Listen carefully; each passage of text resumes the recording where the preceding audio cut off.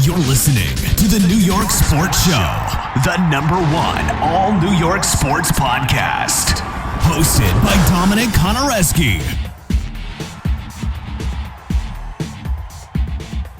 You are listening to the New York Sports Show. I'm your host, Dominic Konareski. We got a brand new week in sports, folks, as the New York Knicks kick it off against the Toronto Raptors. Tip-off at 7:30 on the East Coast.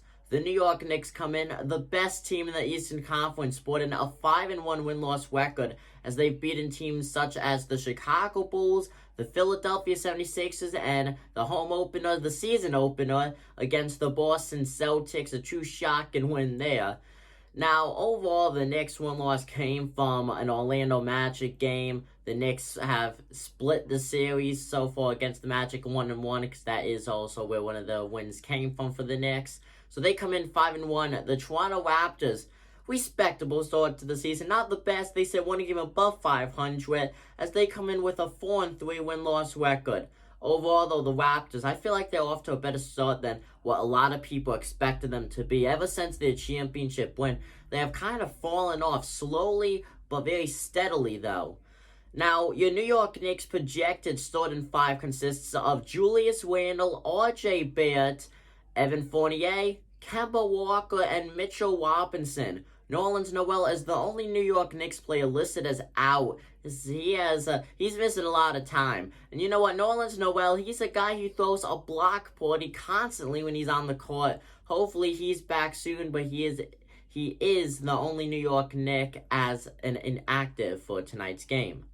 Now, the Knicks, building up on offense over the offseason. And with that said, their defense has not been the best. They have a lot of trouble closing out games. We have seen that every single game through the New York Knicks for 6 so far this season. Last game, most recently, was against the New Orleans Pelicans, where they were without 2 of their star players. And that was a very high-scoring game. The New York Knicks allowed the Pelicans, one of the worst teams in the NBA, to drop almost 120 points. The Knicks would win that game 123 to 117, but that came down to almost the buzzer.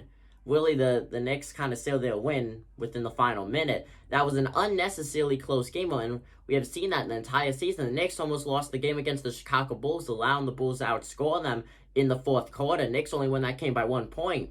Then that Boston Celtics game, double overtime.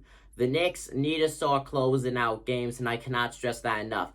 They have a lot of new acquirees, 2 biggest ones in the starting lineup. You got Evan Fournier and Kemba Walker. They're still adjusting to the team. They're doing a great job producing, but they're still adjusting. But let me remind you, though, you also can't really use that as an excuse because the Knicks had the same exact problem last season near the end of the season. And that goes on Coach Tom Thibodeau, I feel like, in at least some kind of way, as he should 100% call for more timeouts and have the team watch more footage and talk to them more in halftime. Because the fact is, the New York Knicks have done a great job offensively this season, but defensively, I would give them a C+ so far. They're 100% lacking on it. Comment down below what you guys think. I will be recapping this game once it's all over. I'm Dominic Konareski. I'm signing out. Peace.